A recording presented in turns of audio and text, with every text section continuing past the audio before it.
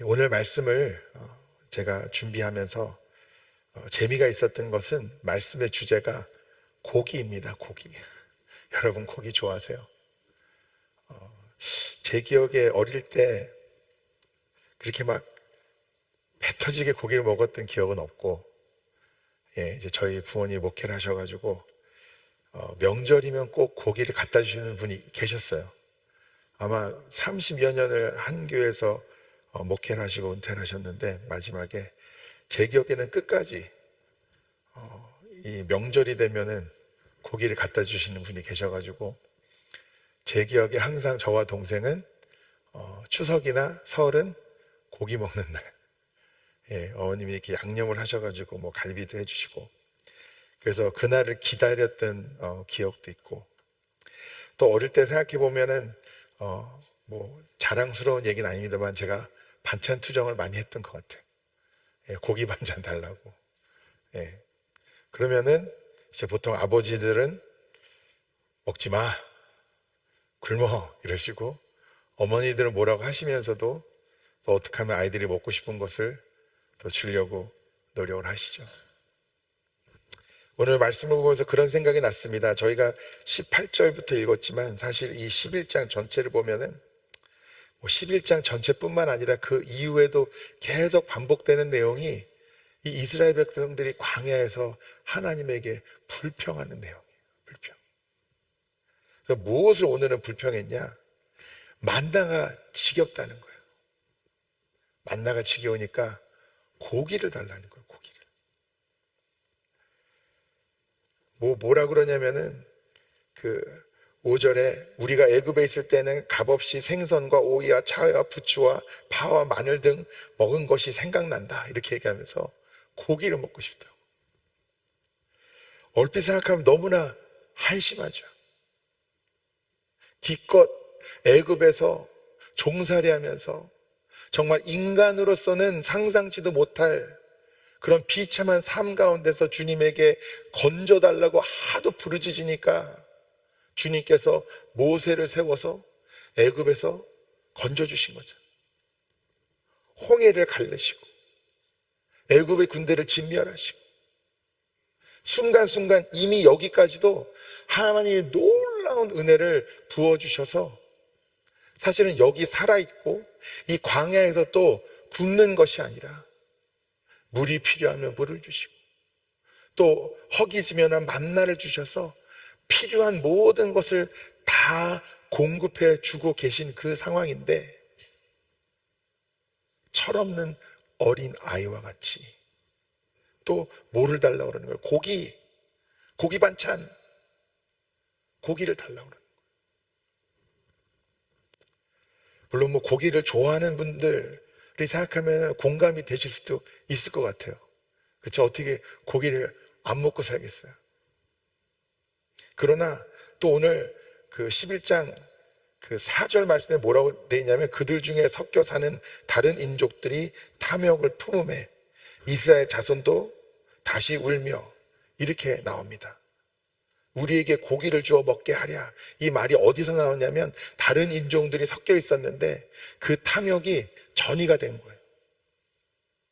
번진 거예요.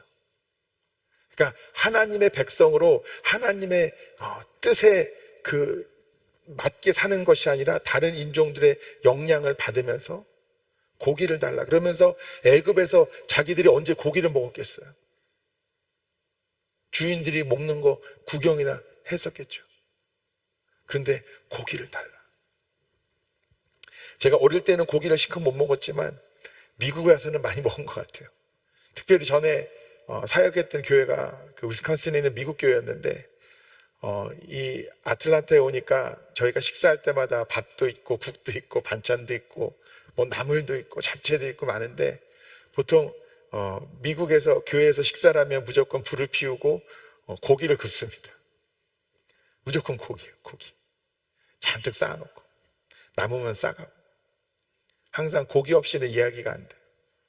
그래서 먹다가 턱이 아파서 못 먹은 적도 있고, 아시겠지만 이런 스테이크 같은 것도 항상 얼마나 큰지, 그죠? 근데 오늘 말씀에서 보면은 제가 볼 때는 이 사람들이 그렇게까지 고기를 먹어본 적도 없을 것 같은데, 그러니까 나 같으면은 너무 지금 감사하고 그냥 하나님과 동행하는 것이 은혜가 될 것 같은데 이렇게 불평불만을 합니다. 또 이해가 안 되는 게 뭐냐면 모세의 반응인데, 저희가 18절부터 읽었지만 그 전에 보면은 모세의 반응이 뭐냐면 12절에 이 모든 백성을 내가 배웠나이까, 내가 그들을 낳았나이까, 어찌 주께서 내게 양육하는 아버지가 젖 먹는 아이를 품듯 그들을 품에 품고 주께서 그들의 열조에게 맹세하신 땅으로 가라 하시나이까. 내가 배워서 배 아파서 낳은 자식도 아니고 내가 친부모도 아닌데 왜 이렇게 어려운 걸 나에게 맡기셨습니까? 그러면서 15절에 뭐라고 하냐면 내게 은혜를 베푸사 나를 즉시 나를 죽여 내가 고난당함을 내게 보지 않게 하소서. 그러니까 불평을 듣다 못해 이제 모세는 뭐라고 해요? 나 이제 도저히 못하겠다고 차라리 나를 죽여달라고 그러는 거예요, 하나님한테. 황당하죠. 아니 어제 오늘이 아닌데 또 모세는 왜 이러는 거예요 도대체? 처음 경험한 것도 아니고 이 11장 이후로 보면은 계속 반복되는 일이에요. 백성들이 불평하고 백성들이 죄짓고 또 하나님이 또 벌하려고 하면 모세가 또 중재하고.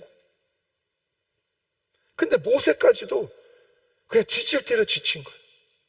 한 번, 두 번이 아니라 끊임없이 반복돼요. 이 직전에도 또 하나님께 원망하다가 하나님께서 불로 벌을 내리셨는데 또 모세가 중간에 기도해가지고 그 불이 사라지게. 그러자마자 또 고기 달라고. 그러니까 하다 모세가 지친 거예요. 그러니까 우리가 그 burnout이라고 하잖아요. burnout이라는 말의 뜻이 뭐냐면 이게 장작을 계속 넣어야 불이 탈 거 아닙니까? 근데 장작을 계속 넣다가 그만 넣으면 어떻게 돼요? 다 타면 꺼지잖아요. 그러니까 뭔가 공급이 돼야 되는데 공급이 안 되니까 모세도 제가 볼 때는 너무 지친 거예요. 진짜 나도 진짜 더 이상 못해 먹겠다. 이거 내가 낳은 자식 내 새끼도 아니고 내가 왜 이 인간들 때문에 도대체 이렇게까지 정신 차린 것 같으면 또 그러고 돌아서면 또 그러고. 그러면 차라리 주님 나를 죽여주세요. 그게 저한테 은혜 베푸시는 겁니다. 이렇게 이야기하는 겁니다. 근데 저는 이 11장 말씀을 보면서 하나님이 얼마나 은혜로운 분인지 다시금 깨닫게 됩니다. 우리가 많은 경우에는 왠지 구약에 나오는 하나님은 지금 차갑고 냉정한 분 같고 신약에 나온 하나님은 은혜이고 용서이고 인내이고 이런 것 같지만 사실 구약 성경도 우리가 뜯어보고 또 읽고 묵상하다 보면 하나님의 인내, 끊임없는 용서, 은혜, 사랑 이것이 얼마나 깊이 녹아있는지 모릅니다. 이 민수기만 봐도 이 출애굽의 이야기만 봐도 도대체 몇 번 이 백성들은 하나님을 원망하고 실망시키고 배신하고 몇 번을 모세를 통해서 하나님이 건지시고 용서하고 다시 한번 기회를 주시고 셀 수 없이 반복되는 가운데 하나님의 사랑과 은혜가 없었다면 이 사람들이 어떻게 살아있겠어요? 어떻게 출애굽을 끝내고 광야 생활을 끝내고 약속의 땅으로 들어갈 수 있었겠습니까?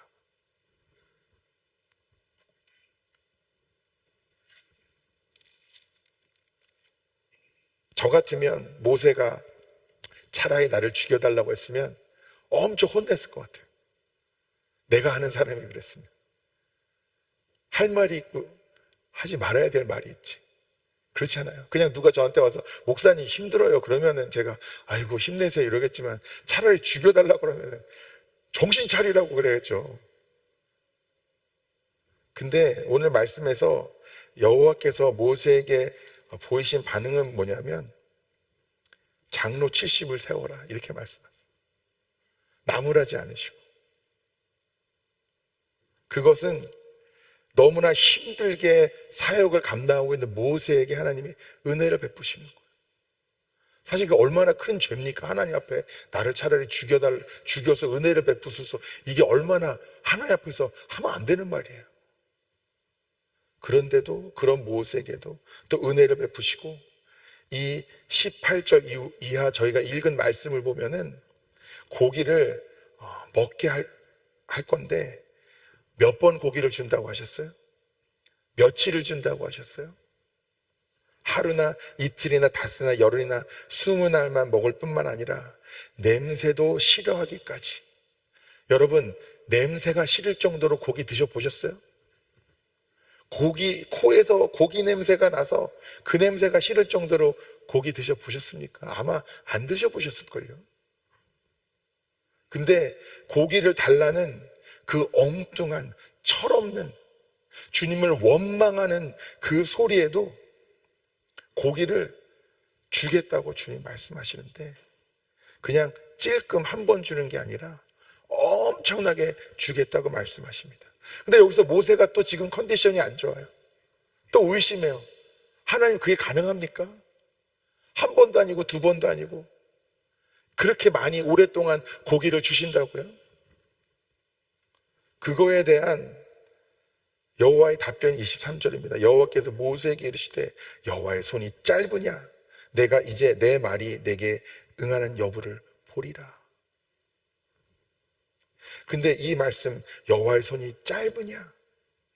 이 말이 저한테 확 박혔습니다. 왜냐하면은 이 말씀을 볼 때 고기 달라는 것도 그렇고 뭐 죽여달라는 것도 그렇고 모든 것들이 제 기준으로 보면 너무나 어리석은데, 근데 깊이 기도하다 보면은 하나님이 그게 너다, 이렇게 말씀하시는 것 같아요. 제 삶의 여정을 돌아보면, 제 신앙의 여정을 돌아보면은 하나님의 은혜 없이는 설명이 안 되는 게 너무나 많습니다. 자격 없는 자를 위해 십자가에 못 박혀 죽으시고, 또 그 은혜를 통해 내가 구원받게 해주시고, 또 자격 없는 자를 세워서 말씀을 전하게 하시고, 또 상황이 힘들고 어려울 때마다 도저히 내 노력과 내 능력과 내 경험과 내 지혜로는 극복할 수 없는 그 순간들도 주 앞에 무릎으로 나아갈 때 내가 상상치도 못할 방법들로 해결하여 주시는 그 주님을 내가 얼마나 많이 경험했는데, 근데 우리의 연약함은 뭐냐면 또 지금 이 순간 힘들고 어려워지면 우리는 주님을 원망해요. 주님, 절 사랑한다고 하셨잖아요. 주님, 제가 뭐 주님 앞에 크게 잘못한 거 있나요? 왜 이런 상황을 저에게 허락하십니까? 주님을 원망해요. 그리고 또 우리 인간의 욕심은, 인간의 탐욕은 끝이 없습니다. 하나님의 은혜도 끝이 없는데 인간의 탐욕도 끝이 없어요.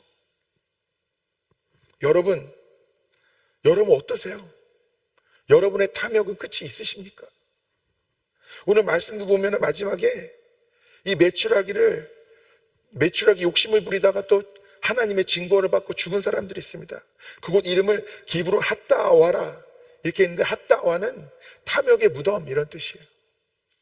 하나님의 은혜가 끝이 없지만 그렇다고 해서 우리가 영원히 용서받을 수 있는 건 아니에요. 분명히 천국이 있고 지옥이 있습니다. 여러분 믿으세요? 우리가 다 구원받은 백성이지만 십자가 앞에 나의 죄를 고백하고 그 구원을 내가 하나님의 은혜를 받아들이지 않으면 내게 아닙니다. 제가 말씀드리잖아요. 왜 하나님이, 주님이 다시 오신다고 하셨는데 이 죄 많은 세상에서 왜 지금 당장 오지 않으실까? 왜 당장 심판하지 않으실까? 하루라도 더 우리에게 주어진다면 그것은 하루라도 더 주님의 복음을 전하고, 인간의 탐욕으로 살고 죄악으로 사는 이들에게 용서받을 기회, 하나님의 은혜를 누릴 기회를 주기 위해서 단 하루라도 더 우리에게 주시는 게 아니겠습니까? 그러나 시작이 있고 끝이 있지 영원하지 않다는 거예요. 늘 우리가 천년 만년 살 것처럼 그렇게 살다가 오늘이 마지막 날이 될지 내일이 마지막 날이 될지 사실 저도 그렇고 여러분도 그렇고 아무도 모르지 않습니까? 제가 그걸 정말 많이 느낄 때가 장례를 인도할 때입니다. 장례를 인도할 때. 너무나 은혜로운 예배도 많이 있지만 깨달아지는 게 정말 오늘 하루도 마지막 날인 것처럼 내가 살아야겠구나. 내가 정신 차리며 살아야겠구나. 그리고 장례 마치면 꼭 부모님께 연락드려요. 잘 지내시냐고, 건강하시냐고. 왜냐? 내가 앞으로 며칠을 더 살지 모르니까. 내 인생이 며칠이 남았는지 모르니까 오늘 하루도 나에게 가장 우선순위가 뭐고 가장 중요한 것이 뭐고 가장 귀한 것이 뭔지 고민하면서 살아야 할진데, 때로 우리는 우리의 탐욕이 눈앞을 가려서 주님의 뜻대로 또 주님이 인도하신 대로 가는 것이 아니라, 주면은 고마워하는 게 아니라 주면 뭐라는 더 달라는 거예요, 하나님한테.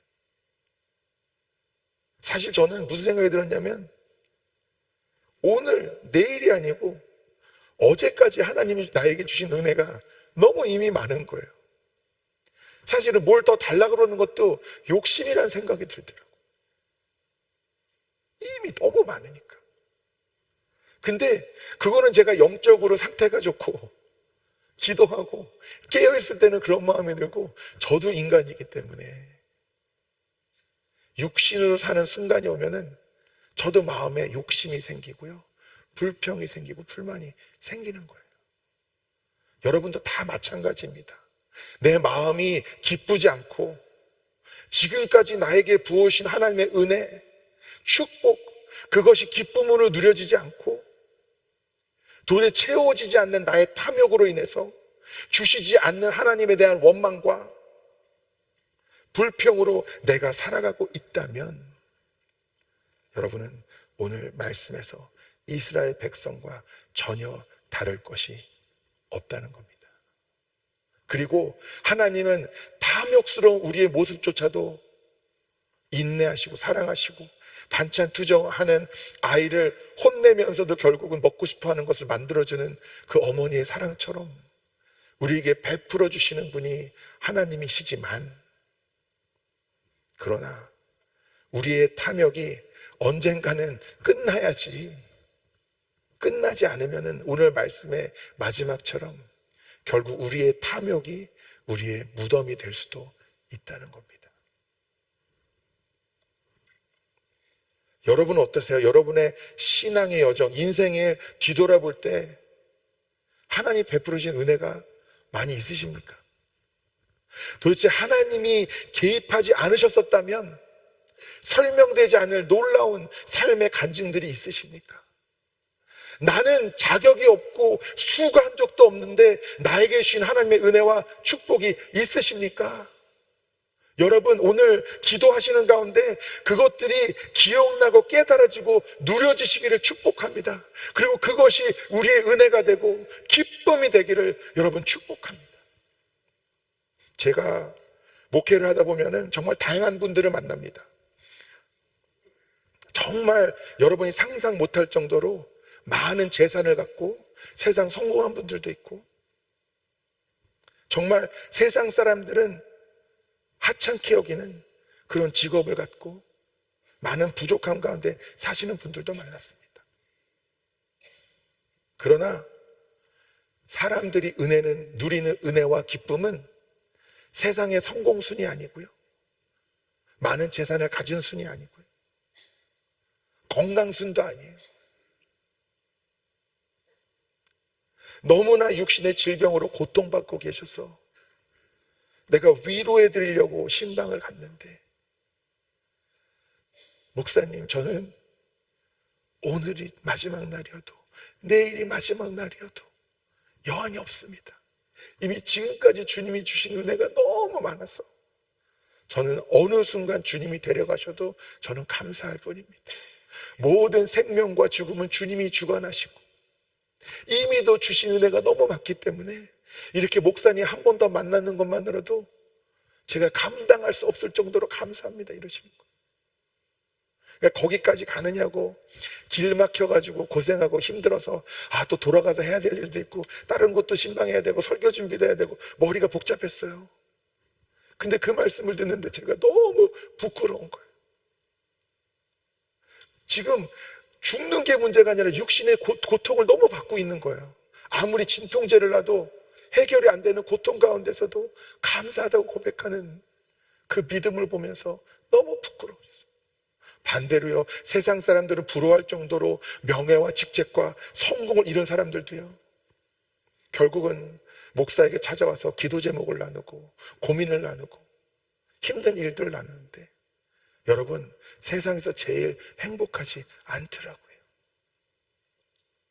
어떤 상황과 환경 가운데 있을지라도. 참 인간이 간사한 게 내가 갖고 있는 것이 얼마큼을 보는 게 아니라 옆에 있는 사람이 더 많은지 적은지, 우린 이런 거에 영향 많이 받잖아요. 그렇지 않습니까? 애굽에서 자기가 종이면서 언제 고기를 먹었었다고, 그 주인들이 먹은 거 구경한 게 전부이면서 고기를 달라고 그래요. 하나님이 건져주신 거, 살려주신 거, 지금까지 필요한 모든 것들을 공급해 주신 거 감사한 마음 하나도 없이 철저하게 하나님에 대해서 불신하고 있어요. 하나님의 능력도 불신하고, 여호와의 손이 짧으냐? 너 홍해를 가르고 애국 군대를 진멸하고 구름 기둥으로 불 기둥으로 너와 동행하고 돌에서 물이 나오게 10가지 재앙으로 애굽의 바로의 마음을 돌이키고,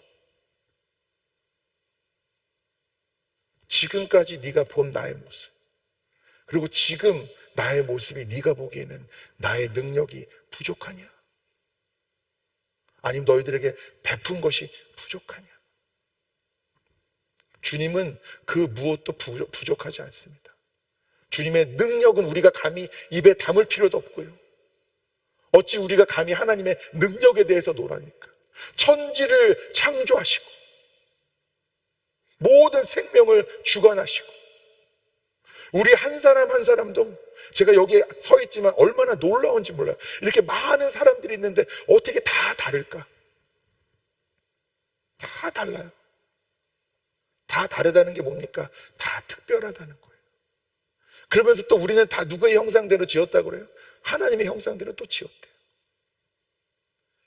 그러니까 다 다른데 거기에 다 하나님의 형상이 있고, 한 사람 한 사람을 위해 예비하신 하나님의 은혜가 있고 계획이 있고, 또 여러분이 가장 작은 속삭임으로 주님께 구할 때도, 간절히 부르짖을 때도 그 기도에 귀 기울이시고 가장 좋은 때 가장 좋은 방법으로 응답하시는 주님, 그 주님의 은혜를 지금까지도 우리가 많이 누렸고, 분명한 것은 앞으로도, 지금 이 순간에도, 또 내일도 모레도 주님은 우리를 위해서 예비하신 은혜가 있다는 것입니다.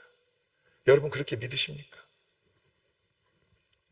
사람이 살다 보면은 힘들 때가 있고, 또 너무 어려운 일을 겪다 보면은 믿음이 흔들리는 것이 저도 이해가 가긴 합니다. 그러나 우리가 우리의 마음과 우리의 믿음을 굳건히 세우지 않으면은 영적 전쟁에서 승리할 수가 없어요.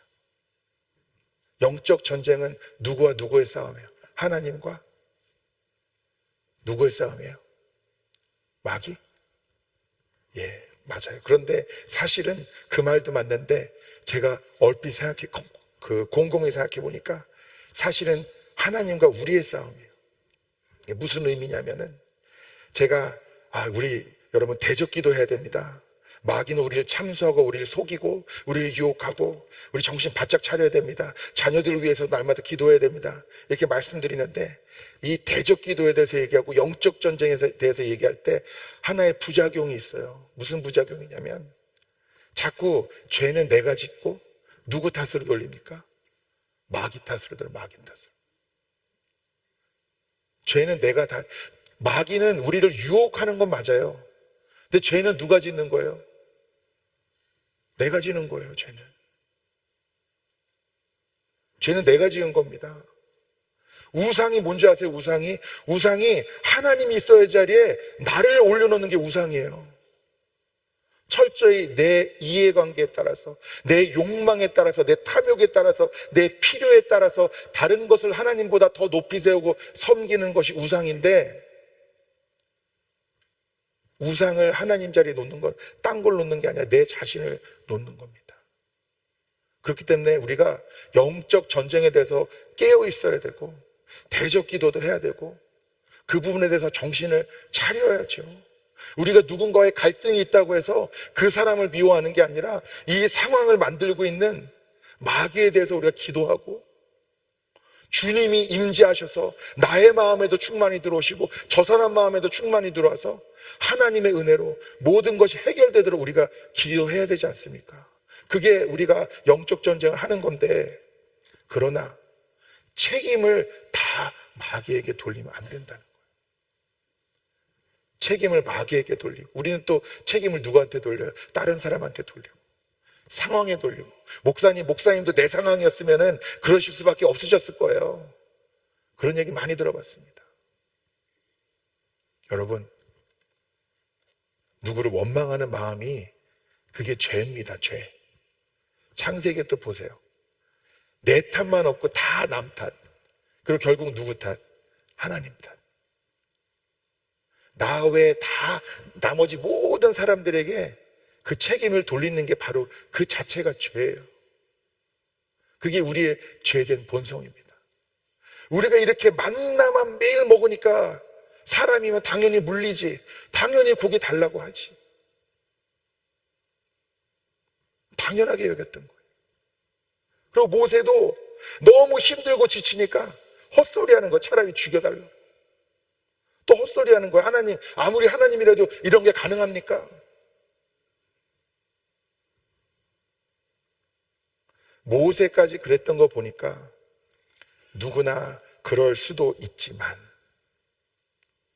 그러나 우리가 이 말씀을 묵상하면서 결단해야 되는 것은, 모세도 그랬으니까 우리도 그래도 되겠다가 아니고, 우리는 깨어 있어서 지금까지 하나님이 주신 은혜들을 날마다 누리며 세상에 대한 탐욕으로 살아가는 것이 아니라, 혹은 상황이 힘들고 어렵다고 해서 원망하는 것이 아니라, 하나님의 은혜, 하나님의 사랑, 하나님의 인내하심, 그리고 하나님의 그 전지전능하신 능력을 의심하는 것이 아니라, 불신하는 것이 아니라, 끝까지 하나님을 신뢰하고 하나님을 믿으며 주님이 주시는 말씀에 순종하며 살아가는 저와 여러분이 되시기를 축복합니다. 이 원망하는 마음이 정말 무섭습니다. 원망하는 마음이 한 가정을 잠식하고, 한 교회를 잠식하고, 한 사회를 잠식하기 시작하면은 엉망진창됩니다. 다 무너지고 흩어지고. 여러분 혹시 지금까지 있었던 일들에 대해서 누구 탓이다, 누가 잘못했다, 나 억울하다, 나 상처받았다, 이런 원망하는 마음이 있으십니까? 아니면은 심지어는 하나님에게, 주님 왜 이런 일들을 허락하셔서 이렇게 힘든 일들을 겪게 하십니까? 왜 힘든 길을 걷게 하시고 힘든 일들을 겪게 하십니까? 원망하는 마음이 있으십니까? 여러분 기도하실 때 주님의 보혈로 덮으셔서 이런 부정한 마음들은 깨끗이 씻어 주시옵소서.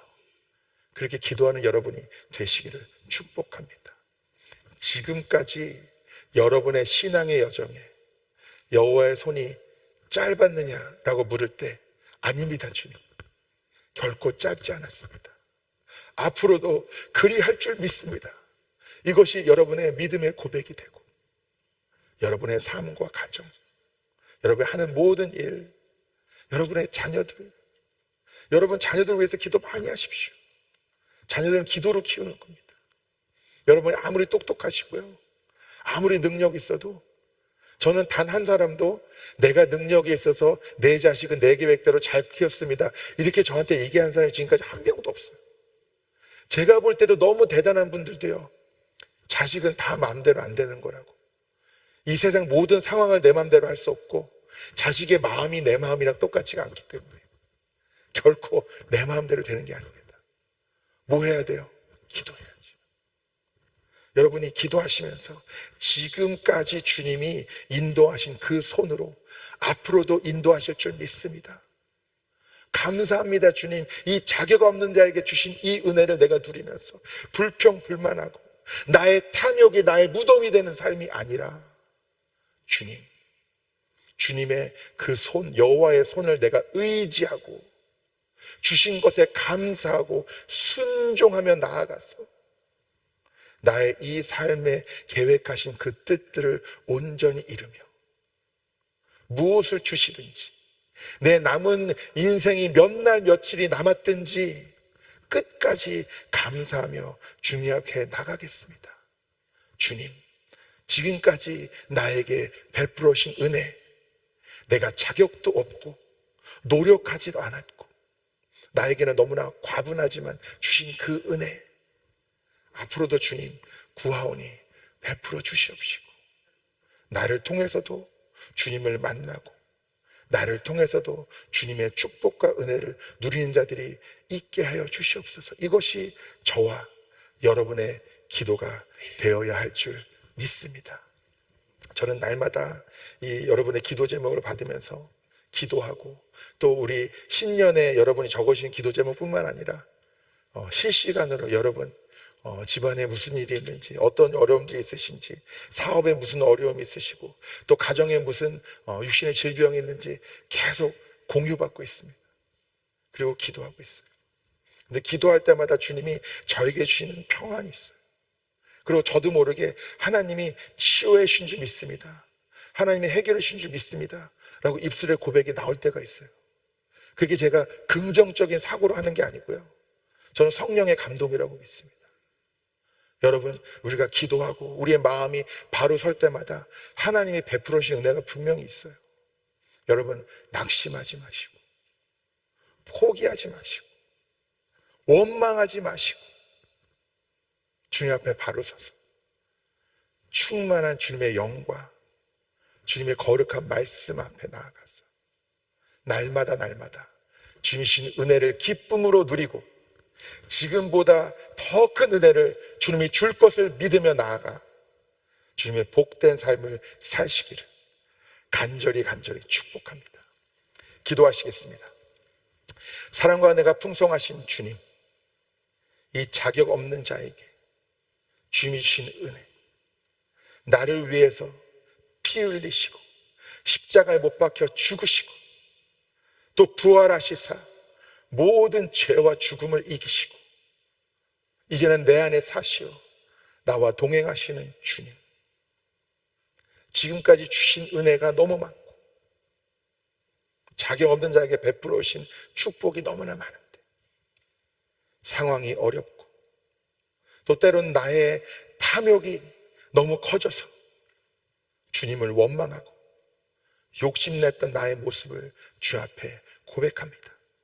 주님, 용서하여 주시옵시고 이제는 주님, 내 입술에서 감사와 기쁨과 찬양이 넘쳐나며 그 고백대로 더 놀라운 주님의 은혜를 누리고 주님과 동행하는 삶 위에 서기를 원하고 나를 참소하고 나를 속이고 낙심케 하고 탐욕의 자를 이끄는 모든 악한 권세는 주 예수 그리스도 이름으로 떠나가게 하시고 이 세상 것을 누리며 우상을 바라보는 마음이 아니라 주님을 갈망하고 주님을 사랑하고 주님을 예배하며 거룩한 자리에 서서 날마다 주님과 동행하기를 소망하는 당신의 모든 백성들을 축복하여 주시고 은혜 베풀어 주시옵소서.